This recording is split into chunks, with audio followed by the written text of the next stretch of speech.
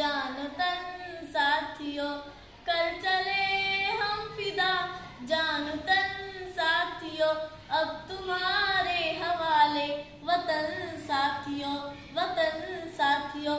असं विश्वासाने म्हणत चंद्राप्रमाणे चमकणाऱ्या आणि चांदण्याप्रमाणे शीतल छाया देणाऱ्या माझ्या देश बांधवांनो, सर्वप्रथम तुम्हा सर्वांना स्वातंत्र्य दिनाच्या हार्दिक हार्दिक शुभेच्छा। गमवलं ज्याच्या 6व्या टप्प्यावर आपण येऊन पोहोचलो आहे, गमवलं ज्याच्या 6व्या टप्प्यावर आपण येऊन पोहोचलो आहे। भारत हा नैसर्गिक साधन संपत्ती आणि खनिज समृद्ध देश आहे। माती ही माई युवा आहे, सागराच्या लाटा लोळत आहेत, सागराच्या लाटा लोळत आहेत। देशातून गंगा गोदावरी यांसारख्या अनेक रक्तवाहिन्या वाहत आहेत, अनेक रक्तवाहिन्या वाहत आहेत। पक्षी आकाशी भरारी घेत आहेत, पक्षी आकाशी भरारी घेत आहेत। सैनिक आपल्या डोळ्यात तेल घालून देशाची सेवा करत आहेत, देशाची सेवा करत आहेत। किसान लोकराजा बनला आहे, किसान लोकराजा बनला आहे। आपल्या देशाला शिमला कुलू मनाली यांसारखे अनेक समृद्ध पर्यटन लाभले आहे, अनेक समृद्ध पर्यटन लाभले आहे। आणि हेच ऐकून आपला भारत देश सुजलाम सुफलाम झालेला आहे, सुजलाम सुफलाम झालेला आहे।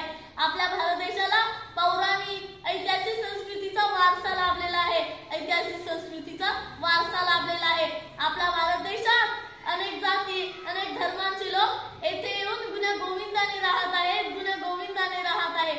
तसेच संत ज्ञानेश्वर, संत तुकाराम, संत कबीर यांसारखे सोर संत असल्याची आपल्या भारताची संस्कृती एका जागतिक पातळीवर सर्वश्रेष्ठ संस्कृती मानली जाते, सर्वश्रेष्ठ संस्कृती मानली जाते। आपला भारत देश आध्यात्मिक होत जात आहे, आध्यात्मिक होत जात आहे। आपल्या भारत देशाने अनेक क्रीडा अनेक खेळ अनेक साहित्यामध्ये जागतिक दर्जाची कामगिरी केली आहे, जागतिक दर्जाची कामगिरी केली आहे। आपल्या भारत देशाने गेली 75 वर्ष साहित्य क्रीडा खेळ यामध्ये नामवंत लेखक तसेच कलावंतांनी आपला अमिट ठसा उमटवलेला आहे, आपला अमिट ठसा उमटवलेला आहे।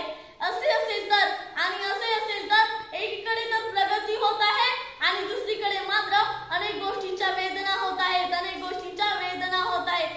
थोर पुरुषांनी स्वातंत्र्यासाठी आपल्या बलिदानाची आहुती दिली, स्वतः आपले आयुष्य स्वातंत्र्यासाठीच खर्च केले, रक्ताचा सडा सांडला आणि आम्ही मात्र